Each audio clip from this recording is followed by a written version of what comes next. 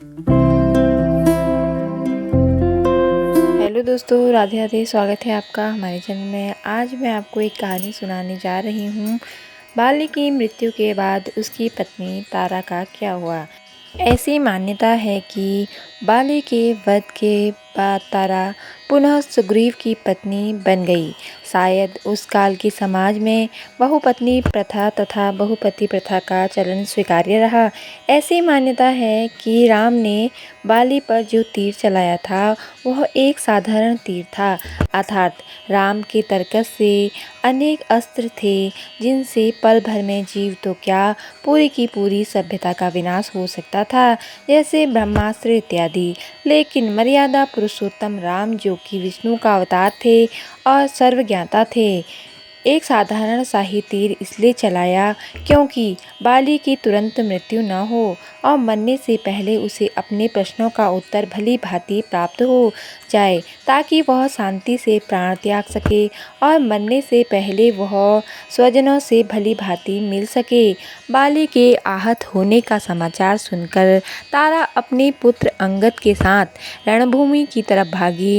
रास्ते में उसे रण से भागते हुए वानर मिले, जिन्होंने उन्हें सलाह दी कि अंगद को लेकर वापस किष्किंधा जाकर अंगद का राज्याभिषेक कर दें और राम के प्रकोप से बच जाएं। लेकिन तारा ने उस वानर समूह को अपने साथ लिया और मरणासन बाली की ओर प्रस्थान किया। वहां जाकर बाली के समक्ष तारा का विलाप अति महत्वपूर्ण है, क्योंकि मनुष्य के अलावा कोई और प्राणी अपने स्वजन के मरने पर इतना विलाप नहीं करता। पहले तो तारा मरते हुए बाली को अंग लगाती, उसके पश्चात सुग्रीव तथा राम को वह खरी खोटी सुनाती है। हनुमान मध्यस्थता करते हुए तारा को ढांढस बंधाते हैं और उसे दर्शन शास्त्र समझाते हैं। यह एक अनूठा संदर्भ है कि तारा ने बाली की चिंता में अपने भी प्राण त्यागने का संकल्प लिया। इसका अभिप्राय यह है कि सती प्रथा हमारे समाज में प्राचीन काल से ही चली आ रही है। इस संदर्भ में इतना ही कहना उचित होगा कि विलाप के समय उसने जो वचन कहे वह कोई साधारण नारी नहीं बोल सकती।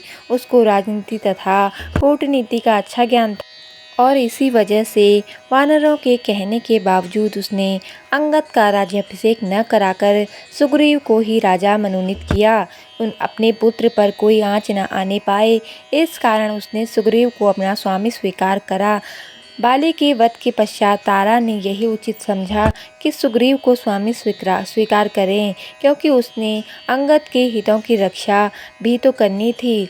जब सुग्रीव राज्योल्लास में तल्लीन हो गया और राम को सीता का ढूंढने का वचन भूल गया, तो राम ने लक्ष्मण को उसे अपना वचन याद कराने को भेजा। लक्ष्मण वैसे भी काफ़ी गुस्सैले थे। उन्होंने किष्किंधा की राजधानी पंपापुर में लगभग आक्रमण बोल दिया। सुग्रीव को अपनी गलती का एहसास हो गया, लेकिन लक्ष्मण का सामना करने की उसकी हिम्मत न हुई। उसने तारा से आग्रह किया कि वह लक्ष्मण को शांत कर दे। तारा रानीवास से मदोन्मत्त निकली और लक्ष्मण को शांत किया। उसने महर्षि विश्वामित्र का उदाहरण दिया कि ऐसे महात्मा भी इंद्रिय विषयक भागों के आगे लाचार हो गए थे। फिर सुग्रीव की तो बात ही क्या, और यह भी कि वह मनुष्य नहीं वरन एक वानर है। तारा ने यह भी वर्णन किया कि सुग्रीव ने चारों दिशाओं में सेना एकत्रित करने के लिए दूत भेज दिए हैं। वाल्मीकि रामायण तथा अन्य भाषाओं के रूपांतरणों में यह उल्लेख है कि अधखुले नयनों वाली मदोन्मत्त तारा के तर्कों को सुनकर लक्ष्मण थोड़ी शांत हो गए और उसके पश्चात सुग्रीव के आगमन और उससे सीता को खोजने का आश्वासन पाकर वापस चले गए।